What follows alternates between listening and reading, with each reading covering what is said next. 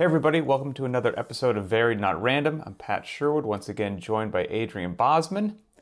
Boz, how goes it, my friend? It is pretty good. I can't complain. I'm sitting here in my wonderful garage gym, and we have an unusually overcast morning, which makes it a little bit darker in here. So hopefully you guys can, drink all this in. But I have a feeling that anybody watching the video and just not listening via podcast is going to be envious of all the t-shirts you have on your back wall. Has that been a decade of collection, or those donations from people? No, this is definitely a decade plus of collection. I've been lucky enough to travel for many, many years, doing seminars through CrossFit and other events through the CrossFit Games and things like that.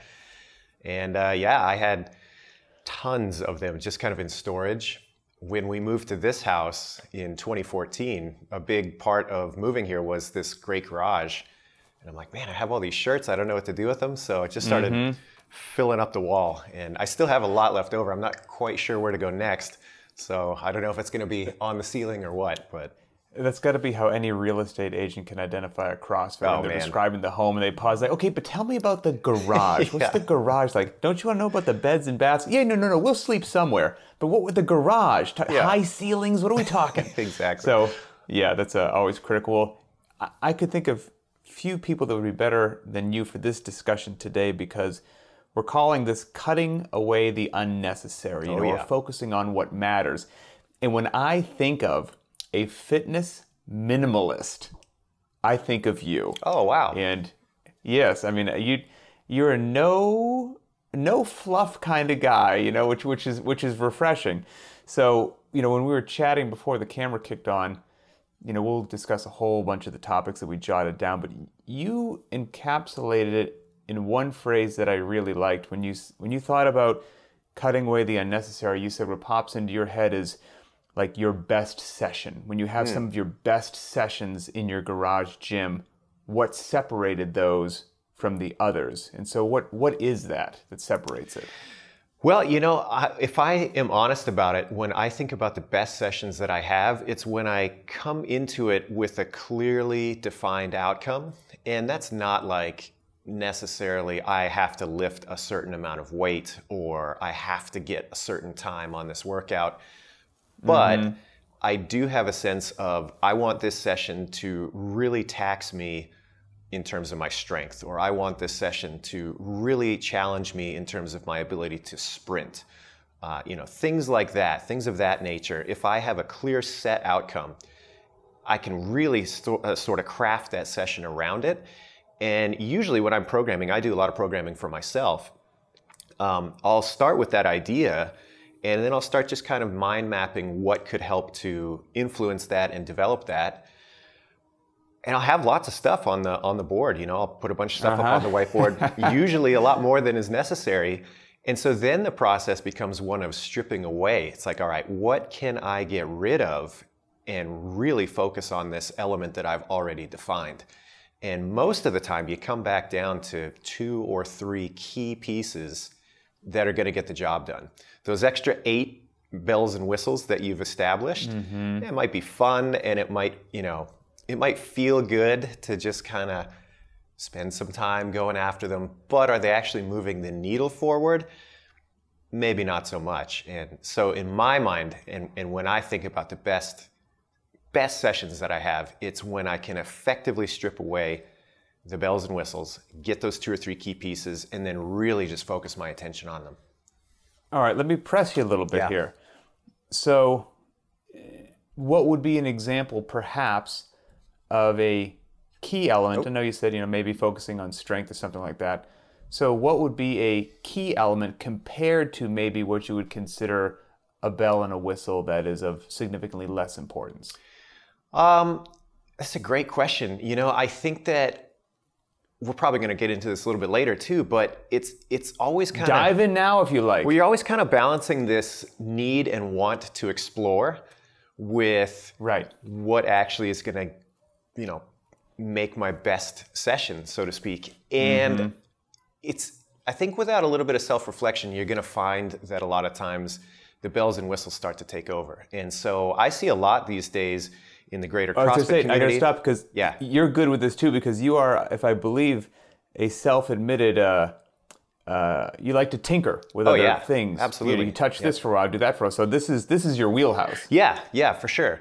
But I think it's easy to fall into that where that core of what you're doing starts to occupy less and less time, and the exploration is more and more time, to the point where it just becomes less effective. And I see that all the time with like bodybuilding movements starting to creep back into kind of the CrossFit world. I see that with an emphasis on like warm up and cool down techniques dominating the amount of time that you have to train. Certain mobility techniques. I mean, there's lots of utility to pursuing that, especially if it's something that you don't have. If your range of motion isn't great, I get it. It makes sense to focus on that. But it's easy to fall off the cliff, and all of a sudden it takes you 45 minutes to warm up, takes you another 15 minutes of auxiliary exercises, then you hit a 10-minute workout, and then it takes you 30 minutes to do all of your assigned cool down homework, whatever. Mm-hmm. And I mean, that's great if you have that kind of time to train, but frankly, most of us don't. And if you look at the big picture, I think over the aggregate time that you're training, you're going to be disappointed with what that results in. It just doesn't expand your fitness quite as much as you'd think. Yeah, I would have to agree with that because, and again, the wonderful thing about the internet, right? I mean, at your fingertips, you can go down as many rabbit holes as you want, and this style of weightlifting from this country compared to this style of weightlifting from this country, and spend countless hours of your life on blogs and forums where one is making these amazing, succinct points as to why this is the one that you should pursue, and the other one is just garbage, and the other one's doing the exact same. And then as the user, you're, I don't know, maybe you embrace one of the two, and that becomes your world for a while. And so you could play that game with Olympic lifting, with conditioning, with gymnastics, with mobility, and the end user could just get lost in the noise and the flash, and then all of a sudden their training sessions, which if most of us are not sponsored full-time athletes, but we're dealing with, families and kids and jobs and responsibilities, your time is precious. For sure. And you don't want to, I don't say you don't want to get distracted, but you want to make sure you're using that time the most efficient and effective manner as possible. And you can only do that ideally with either knowledge, lessons learned from yourself, or sharing it from somebody who potentially has already gone down those rabbit holes and can give you the reader's, the abridged version. Yeah, well, and it's interesting, you talk about the difference in methodology within a specific domain. Like, I think weightlifting is a great example, like you said. There's, 4 different ways, more than that you could approach that. People kind of fall in love with their pet style, and then all of a sudden, the whole world has to be doing it this way, otherwise they're totally wrong. Mm-hmm. But if you take a step back... It's Bulgarian or nothing, Exactly, yeah. But if you take a step back, I mean, I think it's just great that there's more people invested enough in something like weightlifting nowadays that they're doing it. So to me, it really comes back to expectations at the outset. What am I really trying to get out of this? And if the answer is, I really need to improve my weightlifting, hey, so be it. That's awesome. But go into it with the knowledge that that's what you're doing, and with the knowledge that there's probably going to be, like you said before we started the cameras, there's going to be a cost associated with that somewhere else in your fitness, and that's fine. But just enter that knowing what you're getting into, and then have the self-awareness to step back every once in a while and reassess, is this still actually what I want to pursue? Am I making progress? And if the answer is yes to both questions, great, man, keep going. But if the answer is, well, hold on a second, I fell in love with this one aspect of my fitness, and my whole world started to center around that, and I got sucked in, and now I'm 6-8 months down the path, and I haven't asked the question, is this still what I want to be doing? Right. Well, all of a sudden, you can find yourself in a place where you're like, well, I don't know if this is the outcome that I was looking for. So to me, it's just about managing that at the outset and then acting accordingly. Seems simple, but hard to do, I've seen some passionate discussions take place on things such as, high bar back squat versus low bar back squat. And both camps are they are entrenched and passionate about why this, hey, well, low bar back squat, you're going to lift more weight than you're going to with high bar. Hey, well, high bar has more transference to the Olympic lifts, or, fill in the blank, or I can't believe you're not box squatting. You're a chump. What's happening here? Like, we're at the end of the day, for most of us, just trying to be fit, run around, go hiking, play some sports on the side, you just need to be squatting. Right. And whether you're choosing high bar or low bar for whatever your needs happen to be, maybe certainly a discussion worth having, because potentially one may serve you better than the other, potentially. But the fact that you have loading on your body and you're passing below parallel and you're standing back up, you're already winning.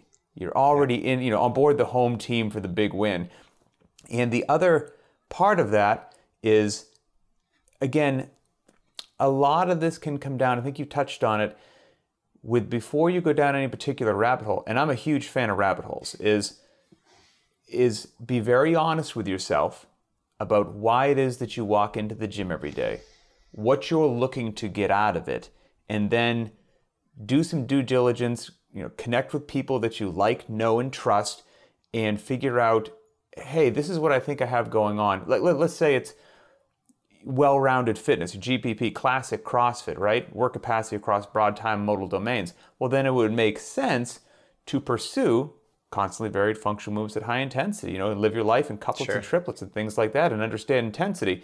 That if we're having that conversation, we're having this conversation, you're like, look, I got a goal this year. I want to do some masters competitions in powerlifting. I'm like, well, okay, we're not going to focus on your 10K run so much. Like that we're going to actually make dedicated concessions in some areas to focus and overload in other areas. But we're never going to be able to know if we're on the right track if we don't have those goals established from the get-go, because you can't cut away what's unnecessary if you don't actually know where you want the road to end. And so I think that mission statement is helpful with a lot of people as well, because there's no shortage of distractions out there. Yeah, for sure. And I think that that extends beyond methodology. I think that you see an influx of all sorts of kind of superfluous fitness periphera that starts to come in as well. Well said. People try to convince you that you need this particular supplement or this recovery tool, or, if you're not taking a 20-minute ice bath 4 times a week, you're never, ever going to be able to recover from your session, and on and on and on. And I think a lot of times people, again, can fall in love with those sorts of things and overstate their importance. And it's not to say that some of those things don't have their place. Certainly some of them do. But how much time they occupy, how much attention you should be giving them, I think is definitely something that you should be aware of. And just watch yourself, that's all. Because it's easy to fall in love with that stuff and start to neglect the nucleus, that's all. Yes, and the nucleus I keep coming back to is, couplets and triplets, intensity, respecting heavy days, going heavy at least once a week, and having, like you said, your best session for I don't want to say for most people, but I will. For most people, is a singular focus each day, I would say. I think and what I mean by that is, I think the audience for this podcast is going to be what I'm going to call just, your regular CrossFitter. It's not somebody that I'm going to see take the podium at the games. Like, it's not a highly competitive athlete that has 3 hours to train each day and sponsors and whatnot. It's a regular human being working a job, looking for a high quality of life, and not looking to waste time in the gym. And for that person, I think your eye on the prize is, when you said a best session, it's you come in, your warm-up takes ballpark 15 minutes. You focus on a workout that day, a workout, whether it's just a 5x5 back squat, or it's just Helen, or it's just whatever it is. You properly warm up. You pour your heart and soul into that workout that day, whether it's lifting or whether it's, Helen or something like that. You do a nice cool down, a stretch, and you head home. And it can be really easy, especially in these days and times, to think that that's not enough, because once again on social media, all of us have heroes that we look up to. It's amazingly fun to watch the games and competitive athletes. And it's easy to look at them and be like, well, they're better than I am at fitness.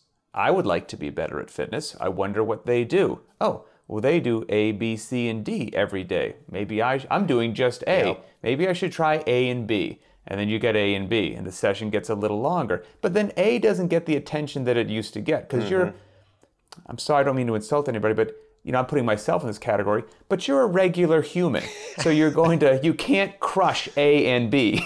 One's not going to get crushed as much. So now two are getting done in a mediocre fashion. Yeah. And then I think the slide is, what's tough for people to realize is, so now they've added elements, and now they can't bring as much intensity to each piece, so the intensity's been lowered overall. They start to backslide or stagnate a little bit, and now it's really tough for the human mind to go, oh, you know what I should do?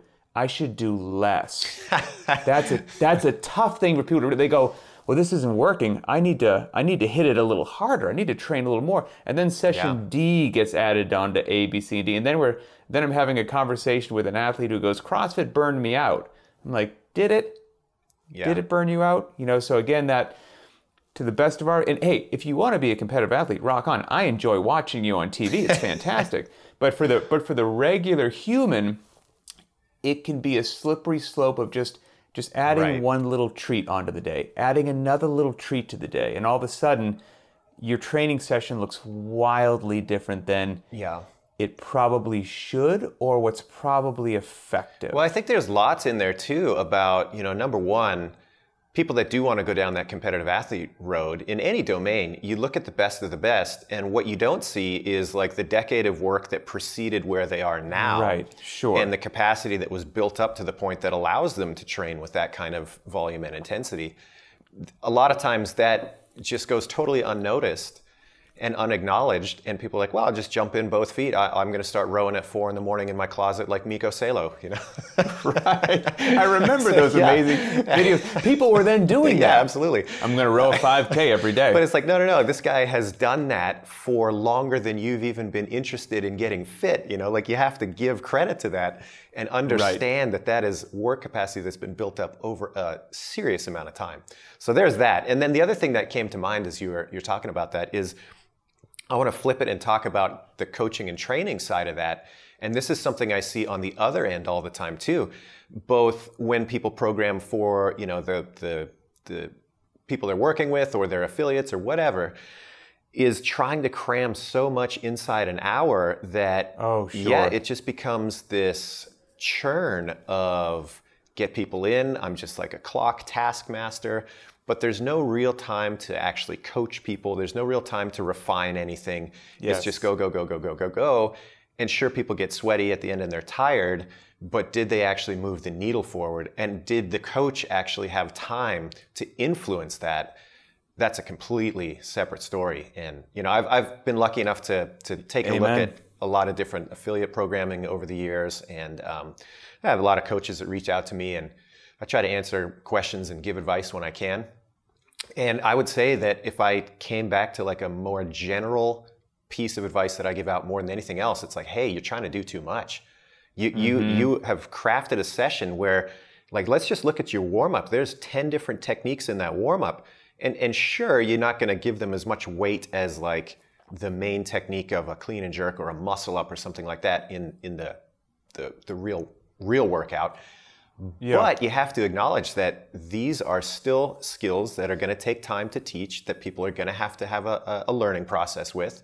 And you're trying to just jam that into a 7-minute warm-up. It's like that's not going to happen, Right. And time is a beautiful thing. And I think one of the most, it's something that the coaches could use more of. And, we would chat about this at seminars where it can be intimidating if you're a newer coach and maybe the workout of the day is Elizabeth. You're like, all right, 21, 15, 9 cleans and ring dips. Of course, we all know it should be squat cleans. And then, but wait, like, okay, I don't know if I agree with that. So that's, trying to slip that one past. If you're a beast, I'm going to give a wide window for that. It's going to take somebody, if we're doing it with full cleans, if you're an athlete that I see on the front page of the leaderboard, you're in 5 minutes. Could take people, 8, 10, 12, 15 minutes, just depending upon your comfort level. So it's a 5 to 15 minute workout. It's like, okay, it's going to take us 15 minutes to warm up. even if on the high side, people only take 15 minutes with that workout, that leaves me 30 minutes. What am I going to do? Okay, we're going to foam roll for a bit at the end, but what are we going to do? And so what happens is they go, okay, you know what we're going to do before Elizabeth is a 5x5 clean. You know, then that'll kill some time. Yeah. And then you don't do that well, then you don't do Elizabeth with the intensity, whereas what you should do is just do Elizabeth, and you do your 15-minute, let's say, general warm-up, your head-to-toe warm-up. And then you've got, take 15 minutes or so before Elizabeth even starts to break out some lighter barbells. Everyone's doing some cleans. This is what you're going to do in the rings. And now the coach has the time to actually walk around, give everybody individual attention, see what their technique looks like, give them 1 or 2 things to focus on in the workout. So-and-so can do dips. You can't do dips. Here's what you're going to do. You're going to do an entirely different scale. Hey, you know what? You're not going to do full cleans today. You're going to do hang cleans. It's going to work great for you. You're going to do a power clean into a front squat. You're not going to do 135. You're going to do 115. And at the end of the session, you know, we always used to say, if you've got 12 people in the class, everybody at the end of the class should feel like, man, coach was really up my butt today. I mean, just on me, telling me all this stuff. And if somebody's like, really? I didn't really hear anything. He was just rushing me from one station to another, so we weren't here when the next class had to roll in because we were busy. That may be something you'd want to address, and that problem is solved with a reduction of what you're trying to jam into that hour, because that gives you that precious commodity of time. Time is the coach's friend. For sure. And you know, to piggyback on that, I think exactly what you said, you know, it's the novice's curse, to steal that phrase, is trying to do too much or believing that, oh, how am I going to fill the time? And the person that has a little bit more experience, a little bit more maturity in their training and their coaching has no problem with a little bit of an expanse, because they realize that things take time. It takes time to really dial techniques in. It takes time to really get somebody where they need to be so that they can apply the necessary intensity, and that's okay. So I keep coming back to, like, the people that I think do the best programming, whatever the domain is, they have enough personal experience doing it that they know what is actually possible inside a session. And so for all you guys that are trainers out there, especially newer trainers, I know it's not always possible to do every workout that you've programmed, you know, and test all of them and all that, but regularly what you need to do is take a look at the session that you've got planned for whatever, personal training clients, group session, doesn't matter. Put yourself on the timer, do that session on your own, and see if you can adhere to the timeline that you have prescribed for this group class or this, you know, personal training session. And if the answer is, I felt rushed, I felt like I didn't have enough time to get in the groove with what we were doing, I had to omit some things that I had planned for the day, you need to take a step back and just start stripping things out.